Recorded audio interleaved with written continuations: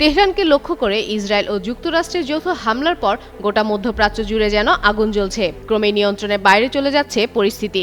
এমন উত্তপ্ত পরিবেশেই ইরানের পক্ষ থেকে এলো এবার নতুন ও কঠোর বার্তা। কৌশলগতভাবে অত্যন্ত গুরুত্বপূর্ণ হরমুজ প্রণালী দিয়ে সব ধরনের নৌযান চলাচল বন্ধের ঘোষণা দিয়েছে ইরানের ইসলামী রেভলিউশনারি গার্ড কর্পস IRGC। এই তথ্য প্রকাশ করেছে আনাদোলু এজেন্সি। স্থানীয় সময় সোমবার ইরানের রাষ্ট্রীয় টেলিভিশনে প্রচারিত বক্তব্যে IRGCর প্রধান কমান্ডার জ্যেষ্ঠ উপদেষ্টা ব্রিগেডিয়ার জেনারেল ইব্রাহিম জাব্বারি বলেন, মার্কিন ইসরায়েলি হামলার জবাবে এই কৌশলগত জলপথ দিয়ে আর কোনো ধরনের যাতায়াত করতে দেওয়া হবে না। তিনি হুঁশিয়ারি দিয়ে বলেন, কোনো জাহাজ হরমুজ প্রণালী অতিক্রমের চেষ্টা করলে তাৎক্ষণিক হামলা চালানো হবে। একই সঙ্গে তেলের পাইপলাইনগুলোতেও লক্ষ্যবস্তুতে পরিণত হতে পারে বলে সতর্ক করেন তিনি।